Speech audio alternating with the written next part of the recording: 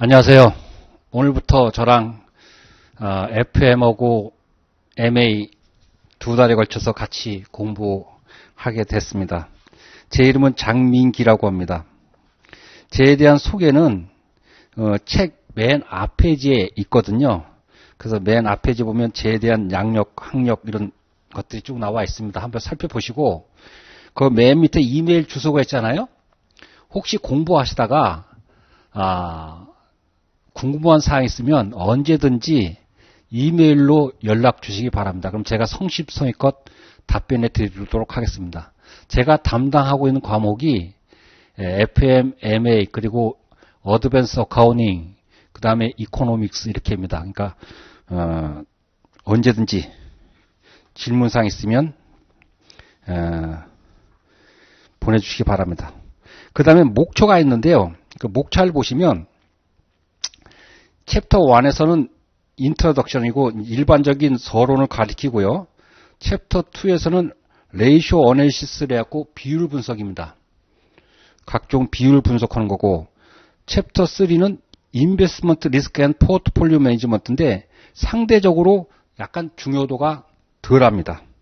그 다음에 챕터 4에서는 워킹 캐피탈 매니지먼트인데 주로 유동 자산과 유동 부채에 대해서 주로 관리 기법을 배웁니다.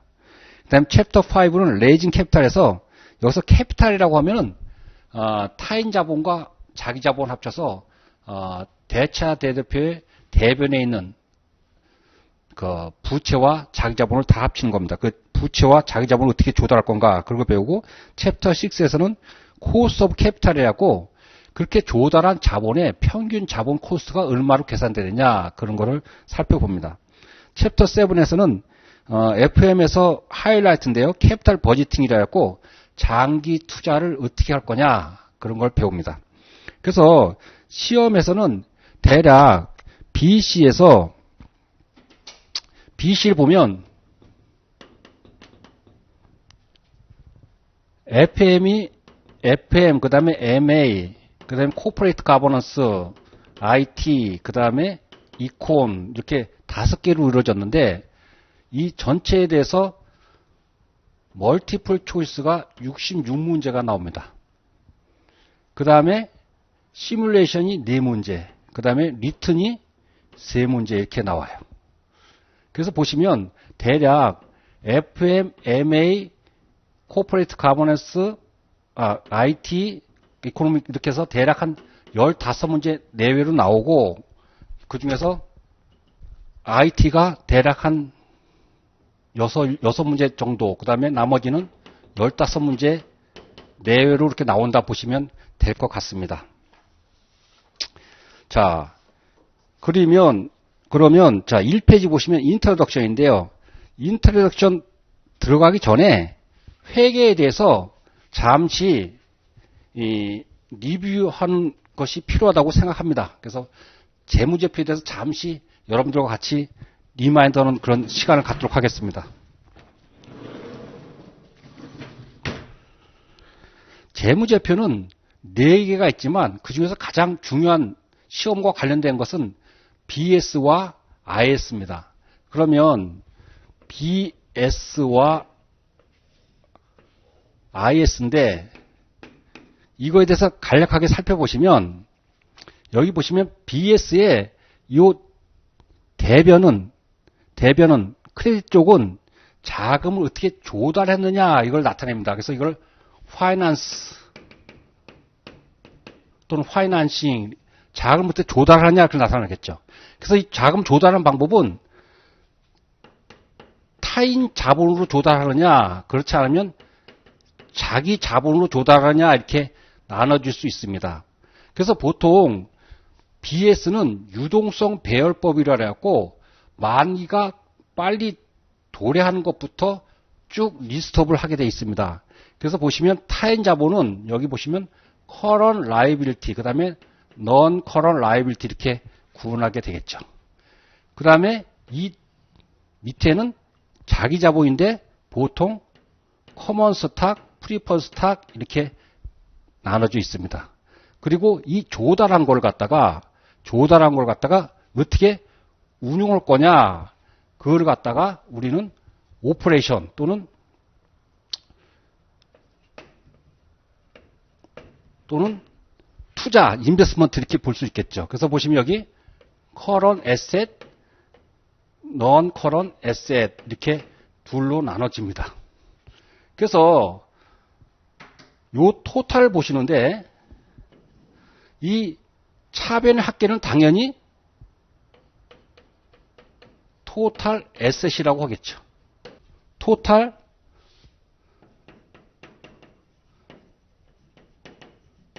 캐피탈 이런 말을 씁니다.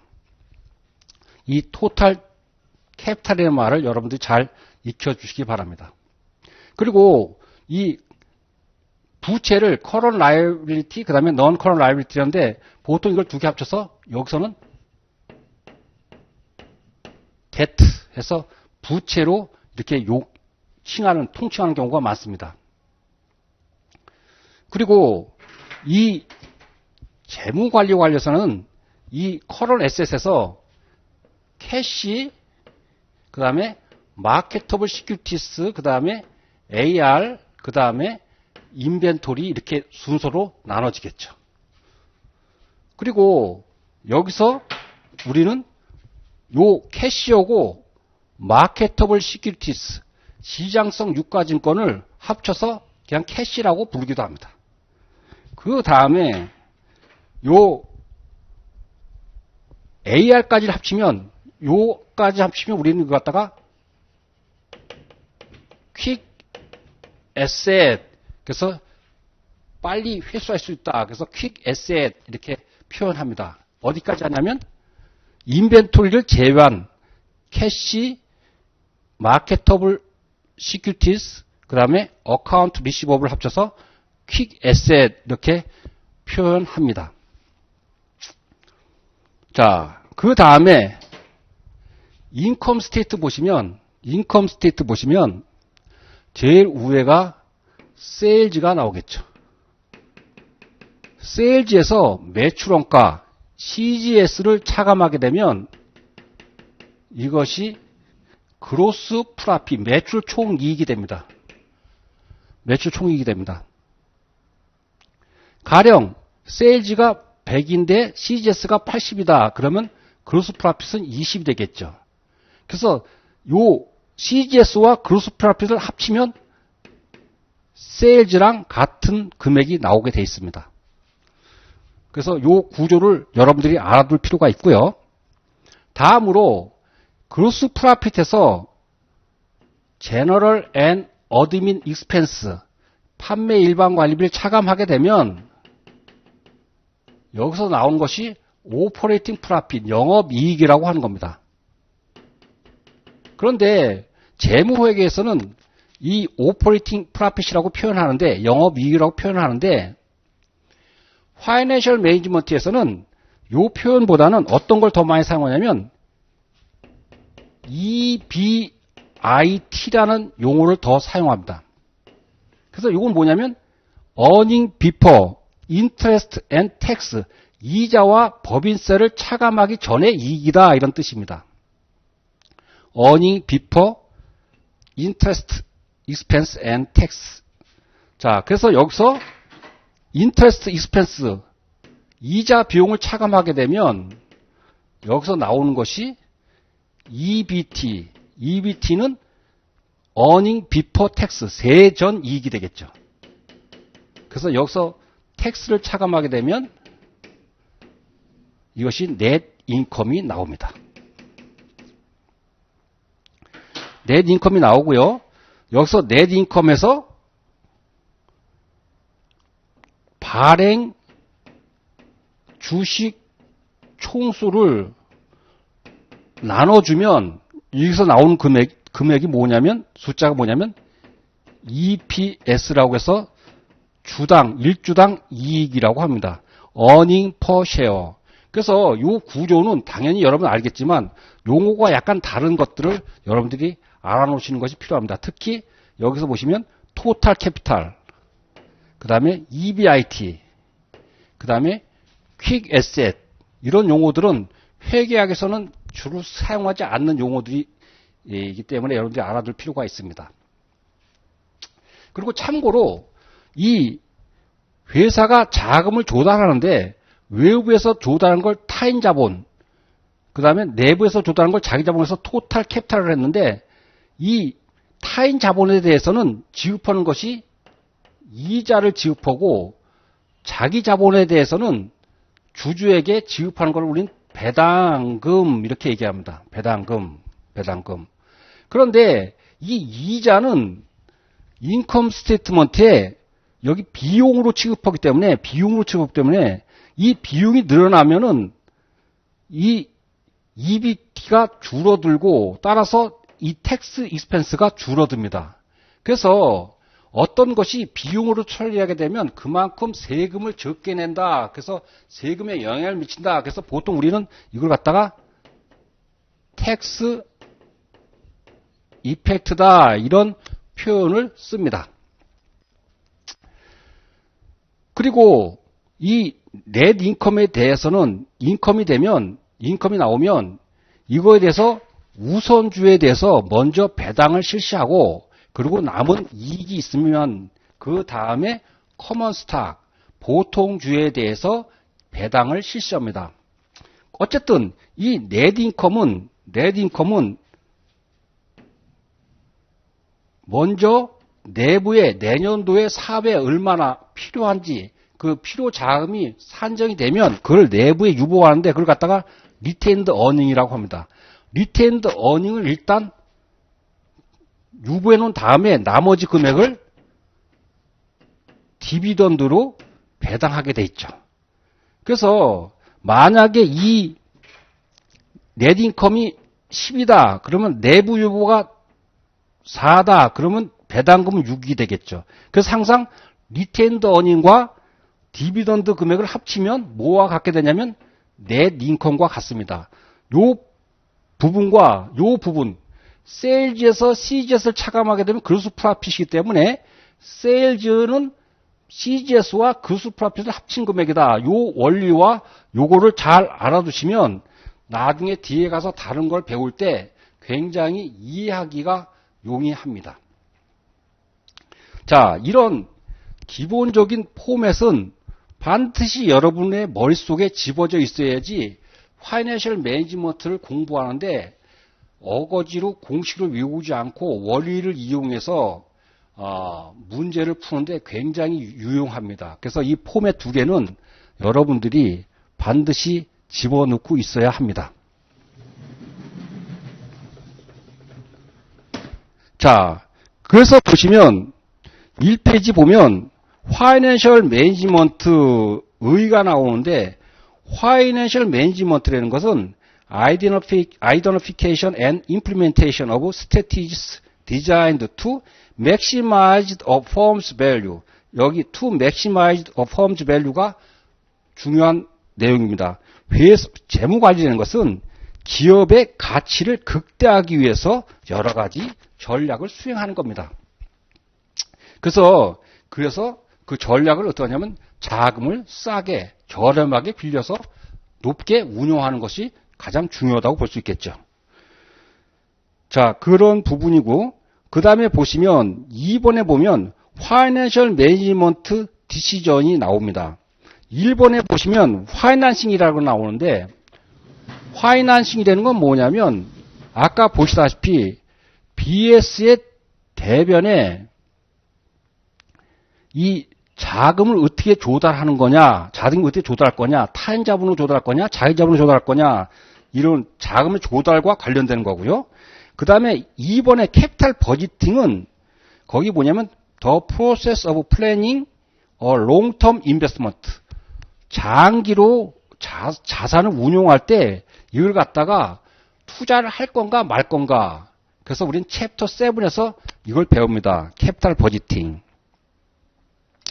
그 다음에 3번에 보시면 캐피탈 스트럭처라는 말이 있는데 The mixture of debt and equity입니다. 이 데트와 에쿼티의 비율을 어떻게 가져가서 이 전체 코스트를 제일 낮게 가져가냐 그걸 갖다가 말하는 것 갖다가 캐피탈 스트럭처라고 합니다. 캐피탈 스트럭처. 그 다음에 워킹 캐피탈이라는 것은 short-term asset and liability. 달리 얘기하면 current asset과 current liability를 다루는 것을 워킹 캐피탈 하는데 더 정확하게 얘기하면 요 current asset을 FM에서는 뭐라고 하면 working capital, 운전 자본 이렇게 표현을 합니다. 그러니까 요 용어도 알아놓으실 필요가 있겠죠. 그리고 또 한 가지 용어는 이 current asset에서 current liability를 차감한 거, current asset에서 current liability를 차감한 걸 갖다가 우리는 net working capital 이렇게 용어를 사용합니다. 그래서 이것도 중요한 공식이니까 여러분들이 알아두실 필요가 있겠죠. 그래서 어떤 책에서는 그냥 워킹 캐피탈 하는데 이걸 혼용해서 쓰기도 하는데 정확한 건 net working capital입니다. 근데 때로는 어떤 책에서는 그냥 워킹 캐피탈 그러는데 요거랑 비교해서 net working capital이라는 것이 더 정확한 용어가 되겠죠. 자, 5번에 보면 디비던드 팔러시하고 배당 정책인데 how much of its earning it will pay out to shareholders.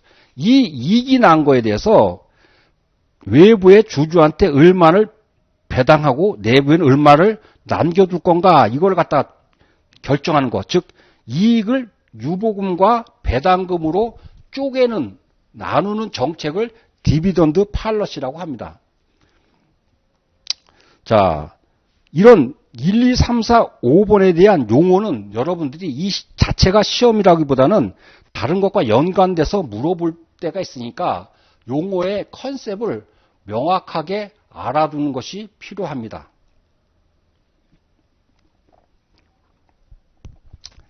자, 그래서 3번에 보면 재무상태표의 이해, BS의 이해, 그래갖고 거기 current liability, non-current liability, equity, 그 다음에 차비에 와서는 current asset, non-current asset 이렇게 나와 있겠죠.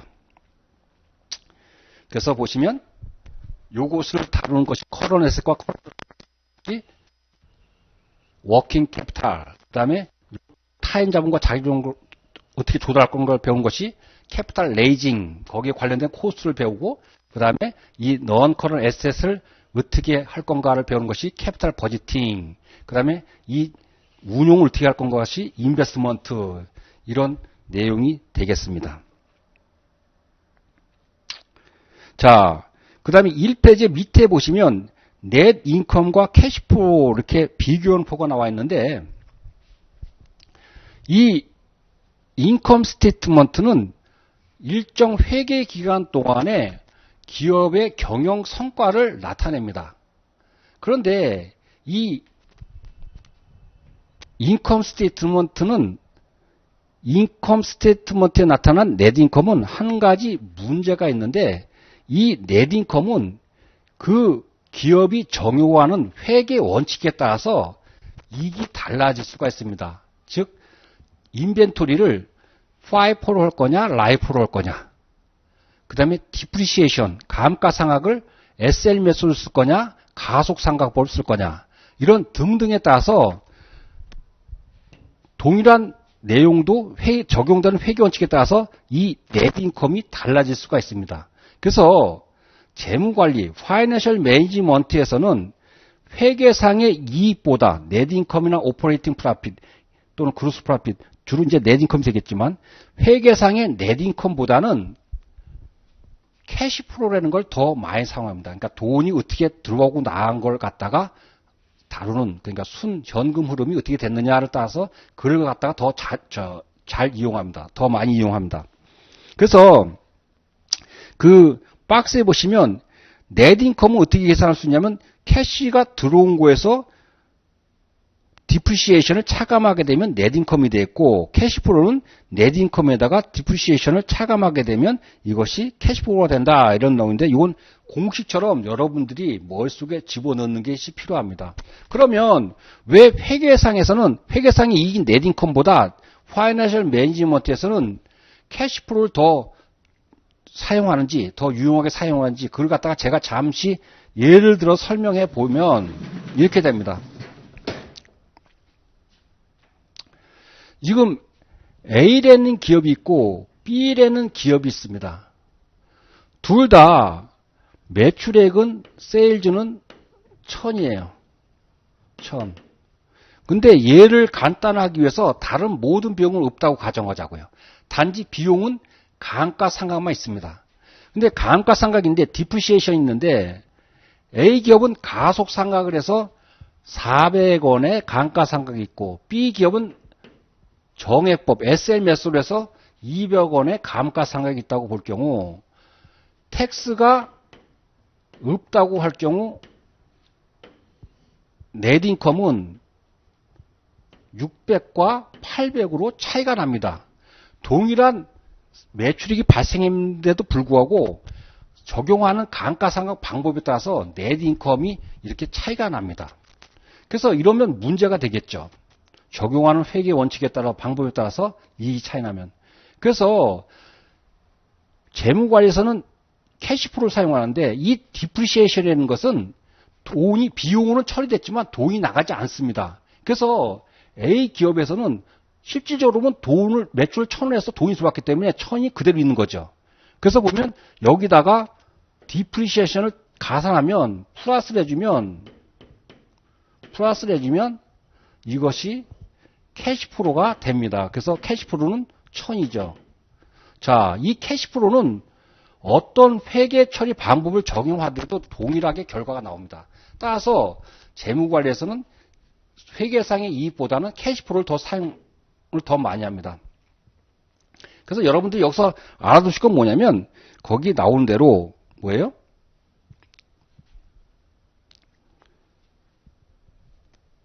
캐시프로는 넷인컴 플러스 디프리시에이션. 여기 캐시프로 이렇게 나왔지 않습니까? 그러면 여기서 또 하나 넷인컴을 빼놓을 수도 있겠죠. 넷인컴은 캐시프로 마이너스 디프리시에이션. 그래서 이 두 가지 공식을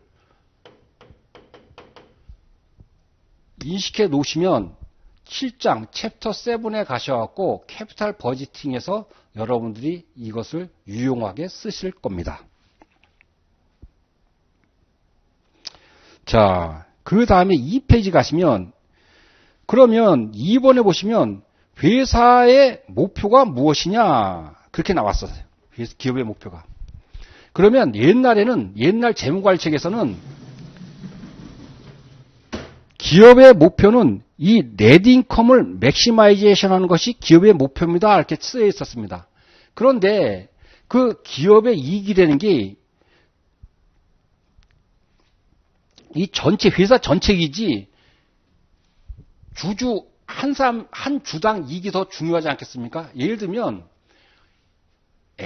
비율을 들면 A라는 기업에는 10억이 있지만 자녀가 1명 있는 경우가 있고 B집에는 동일한 유산이 20억이 있지만 10명 있는 경우는 그 유산 전체가 중요한 것이 아니고 각자의 유산이 더 중요하듯이 이 기업에서도 회사 전체 이익보다는 한 주당 이익이 더 중요하게 컨셉이 바뀌었죠. 그래서 예전엔 넷인컴이 극대화하는 것을 갖다가 목표 삼았는데 이것이 EPS 주당 순이익을 극대화하는 것으로 이익이 바뀌었습니다. 그래서 맥시마이징 EPS. 그런데 아까 말씀하셨다시피 이 회사에서는 이 재무관리라는 것은 이익 극대화가 목표가 아니고 회사의 기업을 가치를 극대화하려면 이것은 이제 그 목표가 바뀐 게 shareholders wealth maximization. 주주의 부의 극대화를 목표로 한다. 그러면 부의 극대화가 뭐냐면 주주의 부는 달리 얘기하면 그 주가에 반영되기 때문에 그 주가가 오르는 것이 중요한 거겠죠. 그래서 거기서 용어가 하나 나오는데 무슨 용어가 나오냐면 마켓 캐피탈라이제이션이라는 용어가 나옵니다. 이 마켓 캐피탈라이제이션 용어는 뭐냐면 기업의 발행 주식수 곱하기 주가, 이건 시가죠. 액만가가 아니고. 이러면 이것이 기업의 시가총액이라고 하는 겁니다. 시가총액. 그래서 기업의 주주의 부를 극대화한다는 것은 이 주가를 올려야 되는 거겠죠. 주가가 올라가면 주주의 부가 극대화된다. 어쨌든 요 마켓 캐피탈라이제이션이라는 용어를 여러분들이 알아두실 필요가 있습니다. 자, 그 다음엔 인터레스트인데요.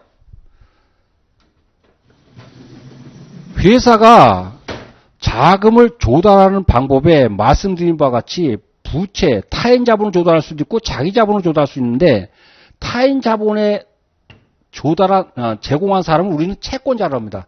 채권자한테 지급하는 것 갖다가 우리는 이자라고 하고 주주한테 지급하는 것 갖다가 배당금이라고 하죠.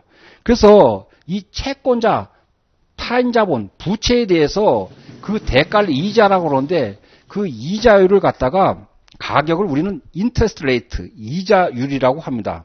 그래서 의의에 보시면 인터레스트라는 것은 paid for the use of money, 자금을 사용한 것에 대해 지급하는 걸 갖다가 이자라고 합니다. 누구한테? borrower, 즉 채권자한테 지급하는 것 갖다가 우리는 이걸 갖다가 이자 비용이라고 합니다. 그리고 보시면 금리의 종류에는 fixed rate, 고정 금리와 variable rate, 변동 금리가 있습니다. fixed rate는 그 론의 만기까지 금리가 일정한 걸 갖다가 우리는 고정금리, 반면에 그 금리가 변동하는 걸 갖다가 우리는 변동금리 이렇게 얘기를 합니다. 그 다음에 2번에 보면 프라임 레이트와 라이보가 있습니다. 프라임 레이트는 미국의 커머셜 뱅크가信用도가 좋은 우량 대기업에게 빌려주는 금리를 갖다가 우리는 프라임 레이트라고 합니다. 그 용어의 컨셉이에요.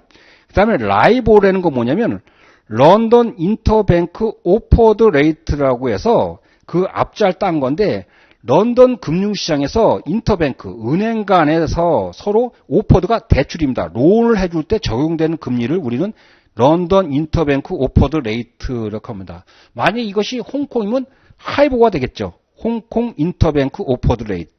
뉴욕이면 리보가 됩니다. 뉴욕 인터뱅크 오퍼드 레이트. 이것은 라이보는 주로 쇼텀입니다. 은행 간에 빌려주는데 뭐 장기도 빌려주지 않겠잖아요. 그래서 하루 또는 일주일 요 정도 빌려줍니다. 뭐 한 달 이런 것도 주로 없어요. 자, 그래서 단기 되는 거. 이런 컨셉을 여러분 아시면 되고 그 다음에 중요한 것이 뭐냐면 3페이지 보시면 노미널 인터레스트 레이트와 리얼 인터레스트 해갖고 노미널 인터레스트의 구성이 있습니다. 요 컨셉은 여러분들이 알아두실 필요가 있어요. 시험에 가끔 나옵니다. 우리는 지금 미국 시험을 보기 때문에 금리가 미국 금리를 예로 드는 것이 좋겠죠. 그래서 미국의 국채를 갖다가 우리는 뭐라고 하냐면 트레저리 빌. 트레저리 빌은 단기를 말합니다. 1년 이하. 그 다음에 트레저리 노트는 중기.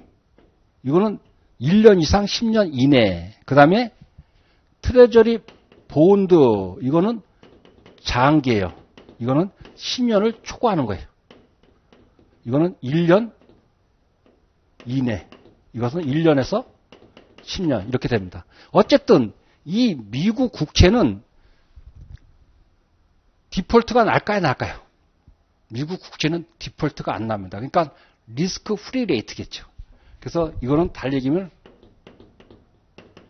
리스크 프리 레이트라고 합니다. 그러면 이 미국 국채 금리 리스크 프리 레이트는 어떻게 결정되냐면 이거는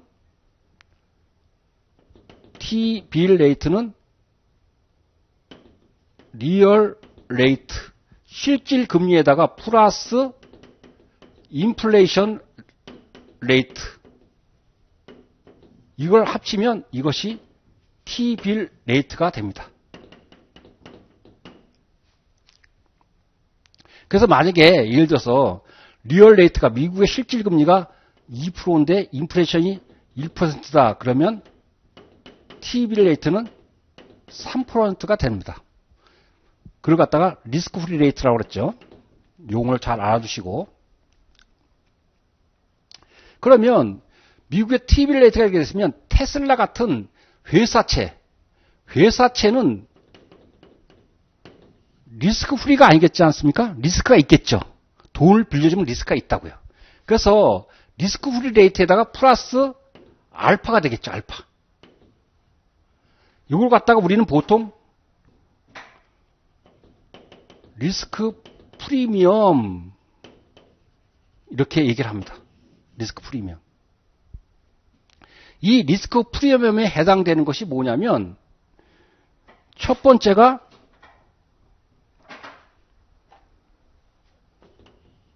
디폴트 리스크. 그 회사가 부도날 가능성이 많으면 많을수록 금리가 더 높아지겠죠. 그 다음에 두 번째가 뭐냐면 리퀴디티. 유동성이 그 채권이 잘 거래가 되느냐. 거래가 잘 되면 언제든지 사고 팔 수 있기 때문에 금리가 좀 낮아지고 프리미엄이 그렇지 않으면 금리가 더 높아지겠죠. 이것은 비례하고 이것은 반비례하겠죠. 그 다음 세 번째가 maturity. 그 기업이 1년짜리 빌리는 것과 10년짜리 빌리는 거면 1년짜리보다는 10년짜리가 더 리스크가 크지 않겠어요? 그래서 10년짜리는 기간이 길면 길수록 더 금리가 높아지겠죠. 길수록 비례합니다. 또 한 가지가 뭐냐면 여기 스페셜 특별한 조건이 있습니다. 스페셜 카버넌트 프리미엄인데 특별 조항인데 여기에 해당되는 것이 참고를 알아두십시오. 여기 뭐냐면 회사가 나중에 만약에 부도가 나면 자녀 재산이 있지 않겠습니까? 그 자녀 재산을 누가 먼저 가져가냐가 관건이 될 수 있는데 커머셜로 여러분들 상법에서 배울 텐데 제일 먼저 가져온 것이 단기 채권부터 먼저 가져가고 장기 채권 가져가고 그 다음에 우선주 가져가고 그 다음에 남는 게 있으면 보통주 커먼 스탁이 가져갑니다. 근데 이 채권 중에서도 우리가 지금 채권을 공부하고 있기 때문에 채권 중에서도 그 자녀 재산에 대해서 우선순위가 있습니다. 그걸 갖다가 먼저 받아가는 사람을 우리는 주니어라고 합니다. 시니어.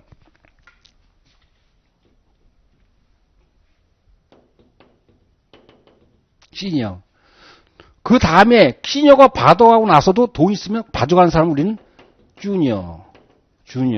그 다음에 그래도 남아있으면 가져가는 사람을 우리가 서보디네이티드. 후수인체라고 하는 겁니다. 후수인체. 그래서 시니어보다는 서보디네이티드가 더 금리가 높습니다. 왜냐하면 돈을 받아간 순서가 불리하기 때문에. 그래서 채권자한테 불리하면 불리할수록 돈을 이자를 더 많이 줘야 돼요. 그러니까 리스크가 많으면 많을수록 그거에 대한 대가를 더 많이 치러야 된다는 그런 거죠. 당연하겠죠. 이 세상에 공짜는 없으니까. 그래서 여러분들이 요 내용을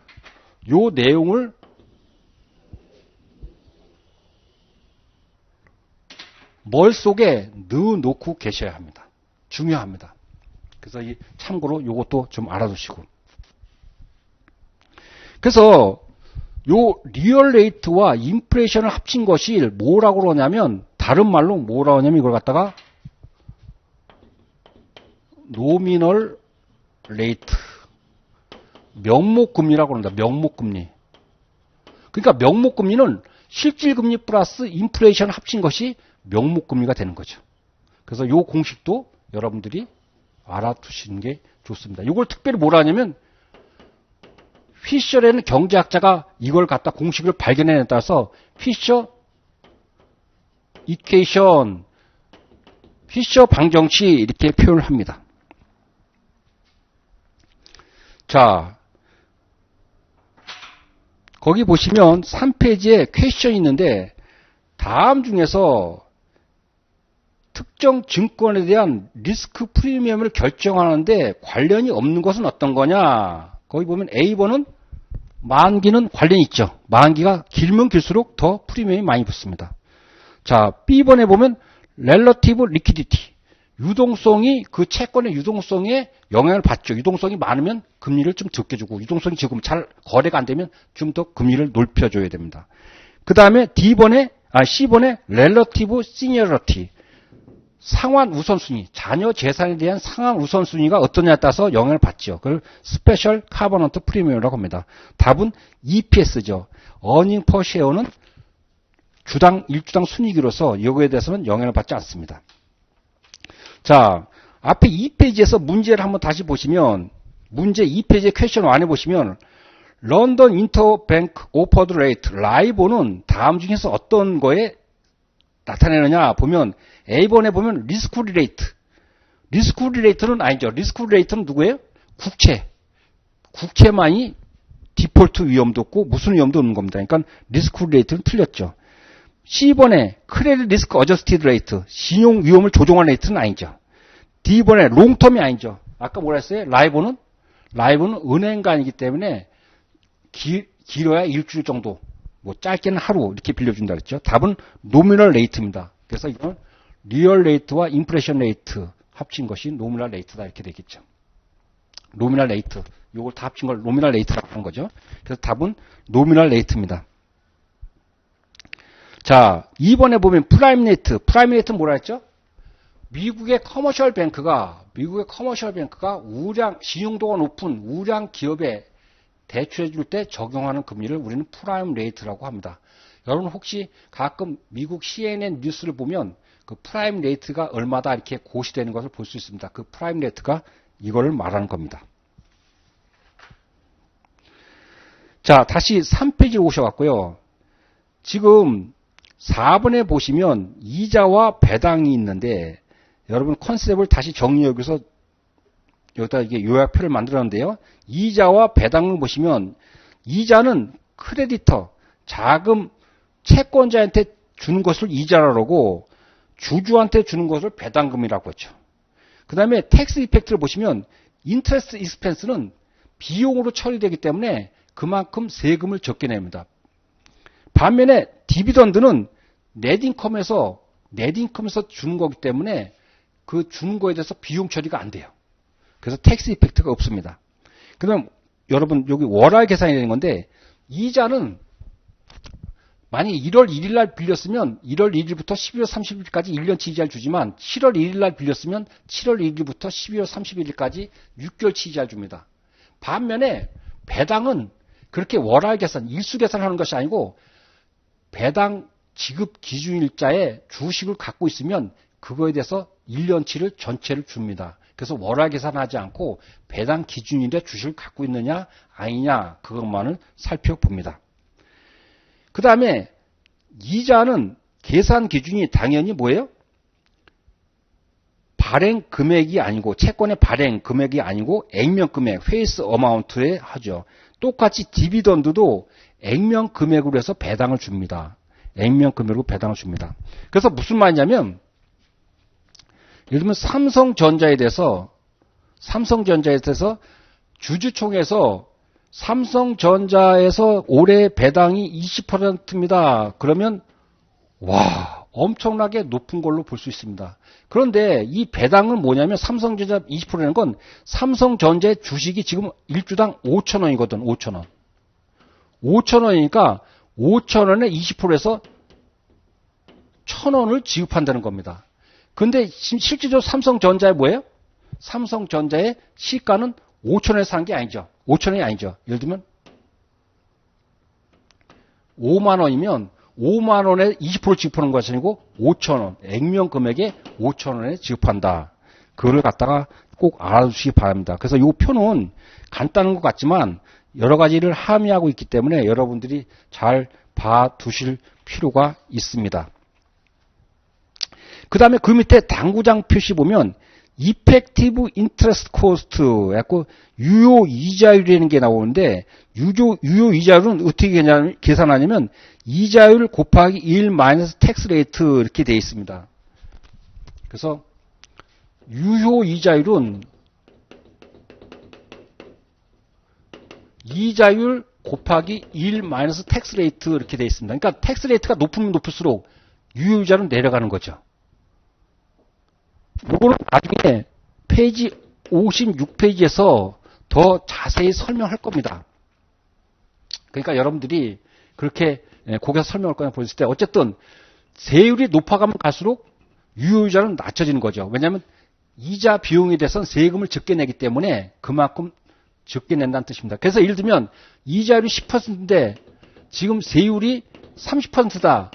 그러면 실질적으로는 10%의 이자를 지급한다 할지라도 실질적인 코스트는 7%에 해당된다. 이런 컨셉이 유효이자율이라고 합니다. 그래서 이거는 나중에 캐피탈 코스트를, 코스트 오브 캐피탈을 계산할 때 주요한 공식으로 사용되기 때문에 미리 한번 언급한 겁니다.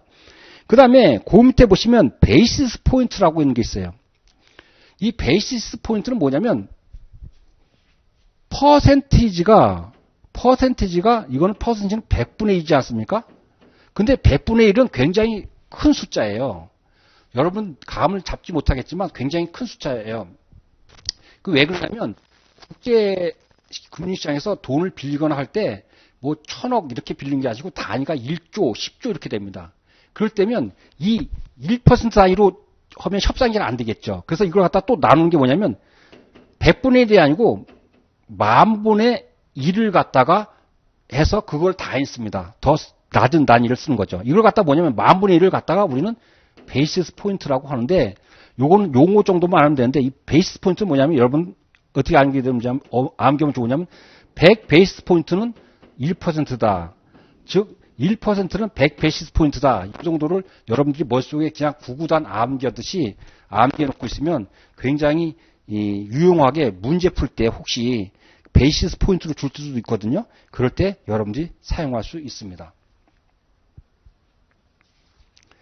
자, 그 다음에 보시면 4페이지에 Term Structure of Interest Rate, 이자율의 기간 구조 이렇게 나와 있는데요. 거기 의의를 보시면 Term Structure of Interest Rate는 이자율의 기간 구조라는 것은 Relationship between Long-Term Interest Rate and Short-Term Interest Rate, 장기 금리와 단기 금리 사이의 관계를 그림으로 나타내는 것이다.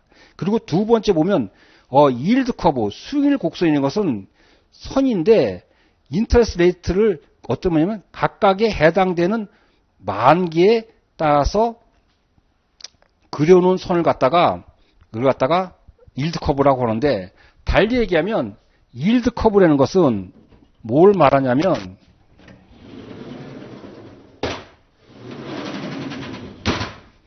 용어의 정의가 여기가 short-term, 여기가 mid-term, 여기가 long-term 이렇게 있을 때 이 maturity, X축은 maturity, 만기와 Y축의 채권의 수익률 또는 이자율도 관계없는데 주로 채권의 수익률 그래서 yield 이렇게 쓰겠죠. yield.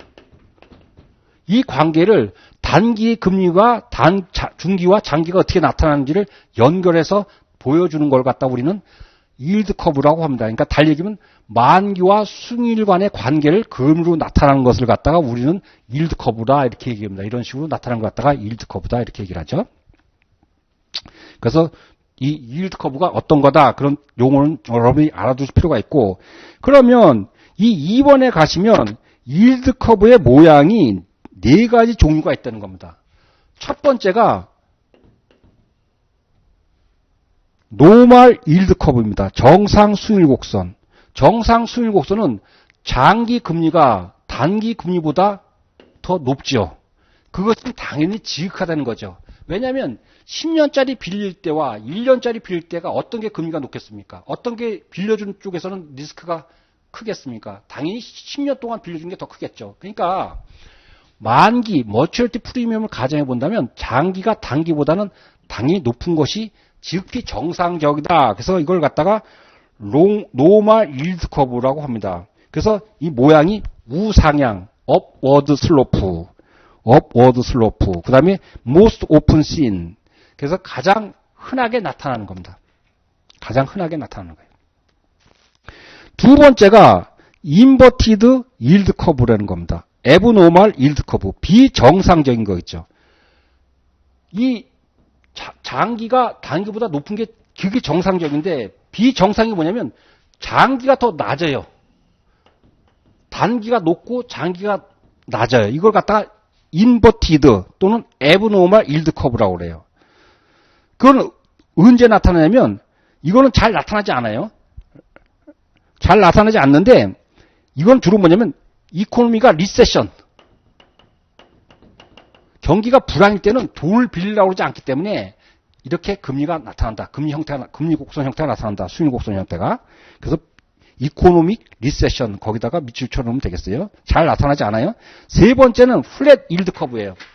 플랫 일드 커브는 단기나 장기나 곡선이 금리가 똑같은 거예요. 그래서 평평한 플랫이겠죠. 이건 뭐냐면 어떨 때 나타나면 금리가 경기가 좋아질지 경기가 나빠질지 잘 모르기 때문에 얼리 갈지 모를 때 나타나는 것이 플랫 일드 커브예요. 네 번째가 험트 일드 커브, 낙타형 수일 곡선이 있어요. 낙타형 수일 곡선은 뭐냐면 단기는 낮고 중기가 높았다가 장기도 이렇게 낮아지는 거예요. 꼭 낙타의 봉, 낙타 허리, 등에 있는 것처럼 하나, 단봉 낙타. 그런 것처럼. 그래서 이건 뭐냐면 단기와 장기보다 중기의 금리가 높은 것 같다가 우리는 험트 일드 커브라고 합니다. 근데 이건 언제 주로 나타나냐면 이거는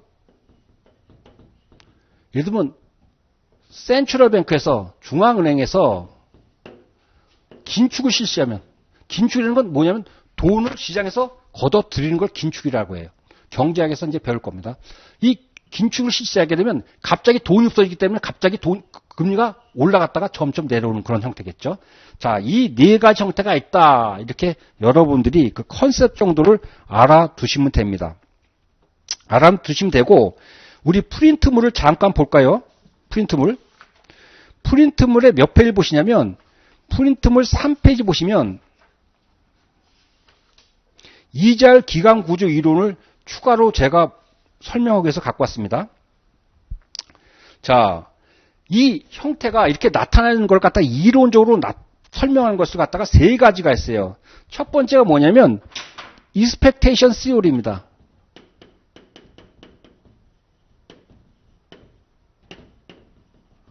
이거는 기대 이론이라는 거예요. 기대 이론. 기대 이론은 건 뭐냐면 시장에 참가한 사람들이 금리가 올라갈 것 같으면 우상향이 되고 금리가 내려갈 것 같으면 우하향이 되고, 그러니까 시장 참가자의 익스펙테이션에 따라서 이 수일 곡선의 모양이 나타난다는 것 갖다가 기대 이론이라고 합니다. 거기 동글뱅이 1번에 보면 현재의 단기 이자율보다 미래 단기 이자율이 더 낮다. 그럼 미래가 떨어질 것 같으면 사람들은 장기로 안 빌리고 뭐예요? 단기로 빌리라고 했죠. 단기로. 왜냐하면 좀 더 떨어지는 걸 갖다 적응시키기 위해서.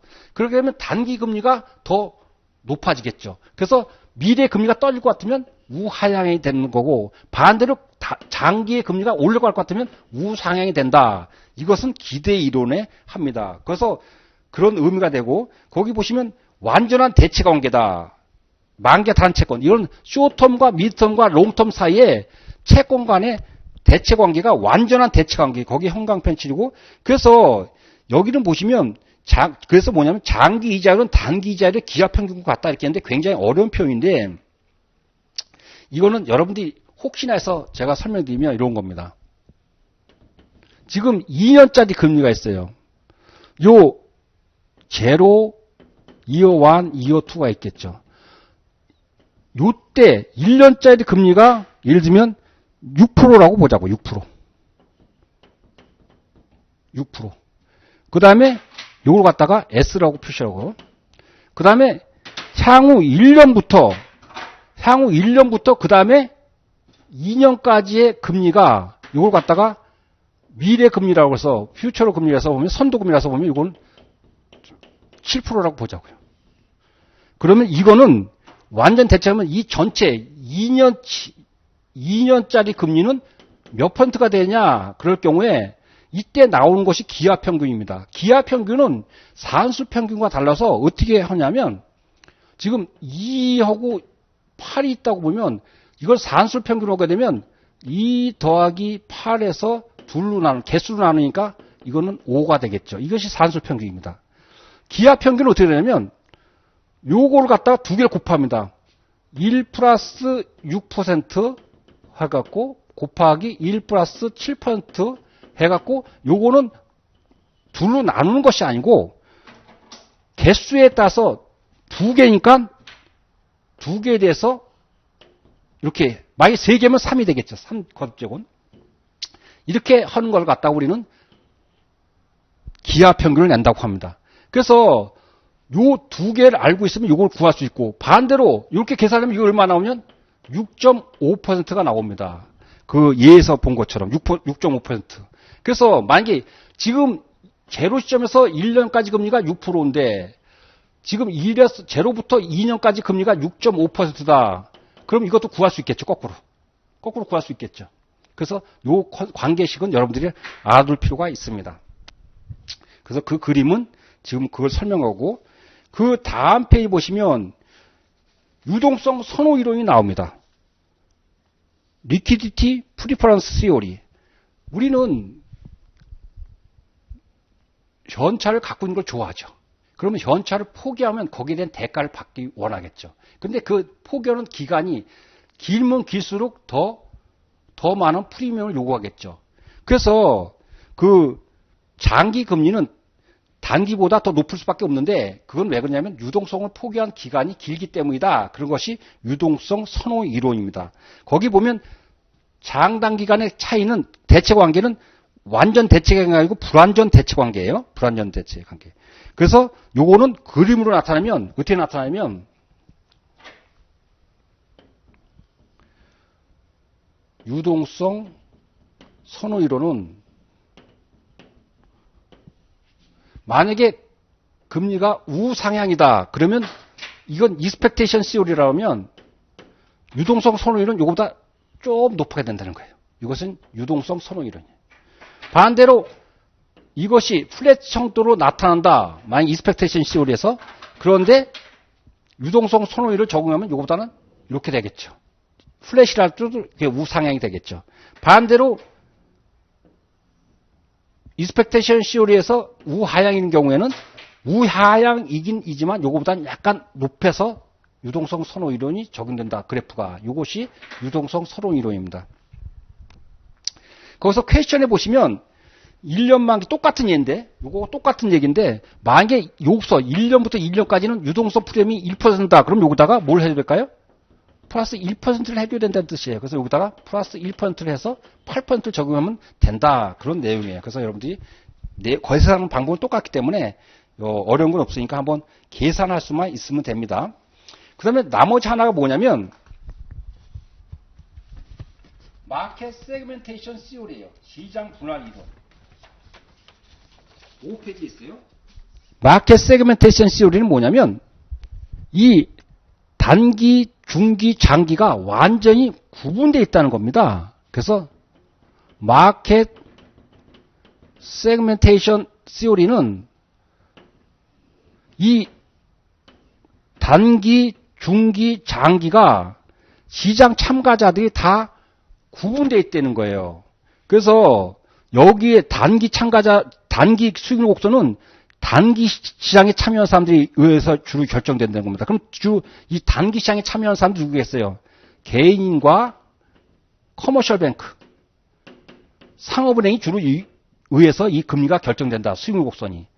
반면에 롱텀은 장기는 주로 누가 시장 참가자면 펜션, 연기금이라든지 라이프 인슈런스, 생명보험 이런 기관에 의해서 금리가 결정된다. 요것이 만약에 그러니까 그 수익률 곡선이 각각 차이가 난다. 이게 분할돼서 시장 참가자의 수요와 공급 관계에 의해서 결정된다. 그런데 거기 단기자는 주로 상업은행에서, 장기자는 주로 펜션이나 인슈런스 컴퍼니에서 결정된다. 이것이 중요한 컨셉입니다. 시험 관련해서. 그걸 알아두시고. 자, 우리 교재 와서 4페이지 보시면 퀘스천 하나 있어요. According to the expectation theory, 기대이론에 의하면 만약 인플레이션이 예상된다면 일드 커브는 어떻게 될 거냐.